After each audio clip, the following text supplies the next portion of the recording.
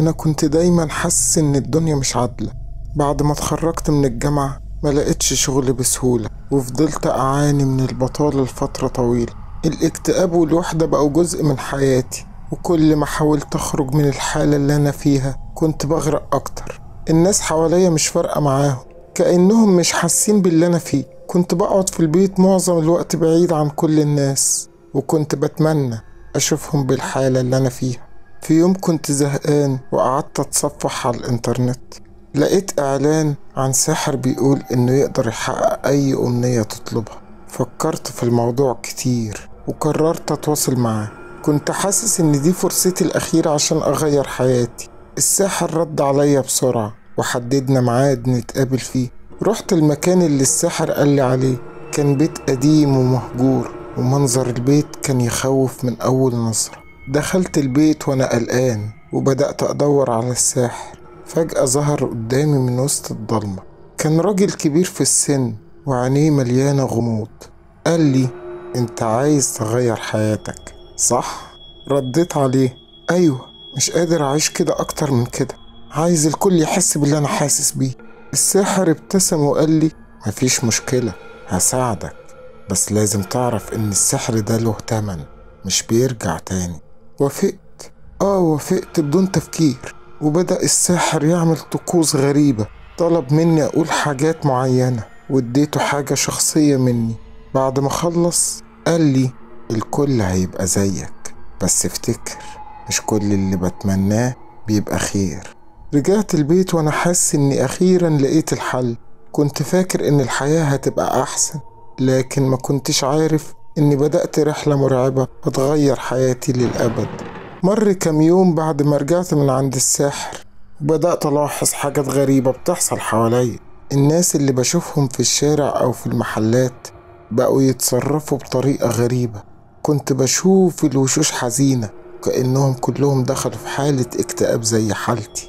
أول واحد لاحظته كان صاحبي زين. كان دايما بشوش وبيضحك، لكن فجأة بقى متغير تماما.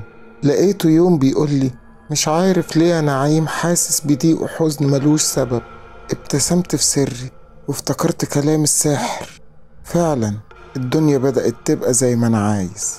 الوضع بدأ يزداد لدرجة إن الناس في الشغل بقت تشتكي إنهم مش قادرين يكملوا يومهم. بدأت أسمع عن حالات انتحار وأمراض نفسية بتزيد حوالينا. الدنيا بقت كئيبة بشكل مخيف، وكل ده وأنا قاعد في بيتي بتفرج على اللي بيحصل. في يوم وأنا ماشي في الشارع لاحظت إن الجو بقى تقيل.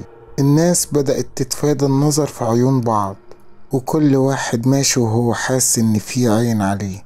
كانت لحظات مخيفة، وكل ما حاولت أفرح باللي بيحصل كنت بحس إن في حاجة مش طبيعية. بدأت أتساءل عن التمن اللي السحر اتكلم عنه. إيه اللي ممكن يحصل بعد كده؟ حاولت أتجاهل الأفكار دي وقلت لنفسي إني أخيرا قدرت أخلي الناس تحس باللي أنا حاسس بيه. لكن كان في ظلام بيسيطر على كل مكان، بدأ يدخل جوه قلبي وياكلني من جوه. كل ليلة كنت بصحى على كوابيس مخيفة، والوشوش الحزينة بقت تطاردني في كل مكان.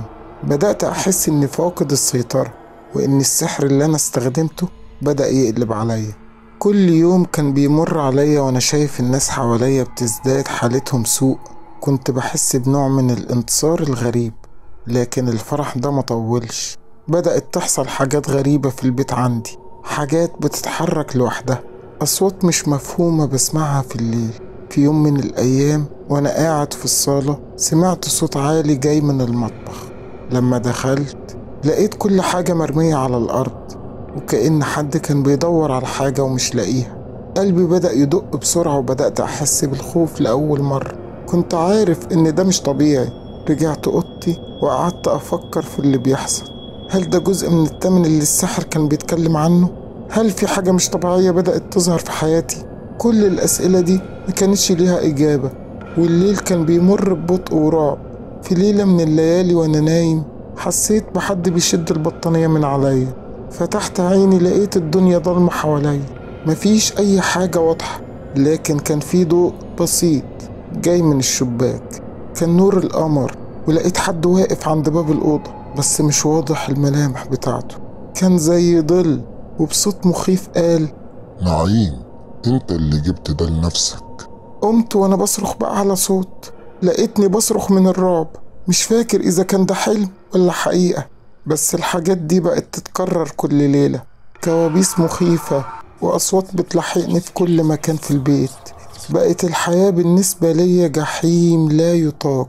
بدأت أفكر إني لازم أروح للساحر تاني وأسأله إزاي أوقف اللي بيحصل ده. ما كنتش عارف إذا كان هو عنده الإجابة، بس كان هو الشخص الوحيد اللي ممكن يفهم اللي بيحصل. جهزت نفسي وقررت أروح له في اليوم اللي بعده. لكن اللي حصل في الليلة دي كان أكبر من أي حاجة ممكن أتخيلها. لما صحيت الصبح كنت مرهق ومخضوض من اللي حصل بالليل. قررت إني لازم أروح للساحر فورا. ركبت عربيتي وطلعت على المكان اللي قالي عليه. الطريق كان مهجور والشوارع فاضية. وصلت للبيت القديم اللي كان الساحر عايش فيه، وخبطت على الباب بقوة. اتفتح الباب ببطء، وظهر الساحر بنفسه، وشه مليان تجاعيد وعينيه كلها غموض. حكيت له عن اللي حصل معايا وإن البيت بقى مليان بالرعب. بصلي بنظرة عميقة وقال: كنت عارف إنك هترجع. اللي انت عملته كبير، والجن اللي استدعيته ما بيرحمش. سألته: طب أعمل إيه دلوقتي؟ إزاي أخلص من اللي بيحصل ده؟ رد عليا بصوت هادي: التمن اللي دفعته كان مش كفاية، لازم تقدم حاجة أغلى بكتير. قلبي بدأ يدق بسرعة وسألته: إيه التمن اللي المفروض أعمله؟ إيه المطلوب؟ قال: روح بشرية. سكت لحظة وبعدها قال: بس لازم تكون روح بريئة. الصدمة كانت كبيرة عليا. إزاي أضحي بحد بريء؟ رجعت البيت وأنا تايه، مش عارف أعمل إيه. الليل جه بسرعة والرعب بدأ يظهر تاني. الأصوات المرة دي زادت بدرجة أعلى، والعفش والحاجات اللي في البيت بدأت تتحرك بشكل مريب أكتر. كنت قاعد في الصالة لما سمعت صوت ضحكة مرعبة. بصيت حواليا ولقيت نفس الظل اللي شفته قبل كده. المرة دي كان أقرب وصوته أوضح. قال لي: مش هتقدر تخلص مننا، انت اللي جبت ده لنفسك. حاولت أهرب بس كان في قوة خفية ماسكة فيا. بدأت أشوف وأميض لصور أشخاص حواليا، كلهم متألمين، وكنت عارف إنهم الناس اللي أذيتهم بالسحر. بدأت أفكر بجدية في التمن اللي طلبه الساحر. بس هل أقدر أعمل كده؟ أضحي بحد بريء؟ الأفكار دي بدأت تعذبني. حاولت ألاقي طريقة تانية بس مفيش حل. في الليلة دي اتخذت القرار، كان لازم أروح أتكلم مع حد يفهم في الأمور دي أكتر. بس وأنا بتحرك حسيت بحاجة بتسحبني جامد. وقعت على الأرض وبدأت أشوف ضباب أسود بيحيط بيا. في اللحظة الأخيرة شفت وش الجن قدامي. قال لي بصوت عميق: الوقت انتهى. وبدأ يقرب أكتر. حاولت أصرخ بس مفيش صوت طلع مني. ودي كانت آخر حاجة شفتها قبل ما أفقد الوعي. لما فقت لقيت نفسي في مكان كله سواد وضلمة، ومفيش أي حاجة حواليا. كل اللي كنت سامعه هو صوت خطوات بتقرب مني. فجأة ظهر الجن اللي كان بيرهقني طول الفترة دي. قال لي بصوت مرعب: الوقت انتهى وانت هتدفع التمن دلوقتي. حاولت أهرب لكن مكاني كان محدود. الجن بدأ يقرب أكتر، وكنت حاسس بالخوف بيزيد جوايا. في اللحظة دي افتكرت كلام الساحر، كان لازم أضحي بروح بريئة عشان أخلص من الكابوس ده. لكن إزاي أعمل كده؟ بدأت أفكر في الأشخاص اللي حواليا، محدش يستحق المصير ده. قررت إني لازم أواجه اللي حصل وأدفع التمن بنفسي. بصيت للجن وقلت له بصوت ثابت: أنا هكون التمن، سيب الناس البريئة في حالهم وخدني أنا. الجن ضحك بصوت عالي وقال: ده كان المفروض يحصل من الأول. وفجأة حسيت بألم شديد وكأني بتتسحب مني روحي. كنت عارف إني مش هنجو من ده، بس على الأقل مش هأذي حد تاني. في اللحظات الأخيرة بدأت أشوف لمحات من حياتي. شفت أهلي وأصحابي وشفت نفسي قبل ما أبدأ في طريق السحر والشعوذة. كنت غلطان، لكن دلوقتي كان الوقت الصح عشان أصحح الغلط ده.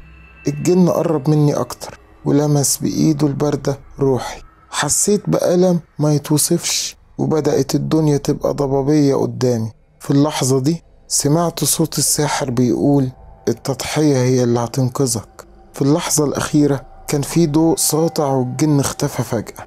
حسيت بالألم بيروح ببطء وبدأت أرجع لوعي. لما فتحت عيني لقيت نفسي في البيت والجن مش موجود. كنت عارف إن التضحية اللي عملتها هي اللي أنقذتني. البيت كان هادي لأول مرة من فترة طويلة. كنت تعبت من كل اللي حصل، بس كنت عارف إني لازم أبدأ من جديد. السحر والشعوذة مش الحل، ومن اليوم ده قررت إني لازم أعيش حياتي بشكل صح وأتعلم من أخطائي. ومن اليوم ده ما جاتش أي كوابيس تاني، وقررت أبدأ حياة جديدة بعيدة عن السحر والشعوذة.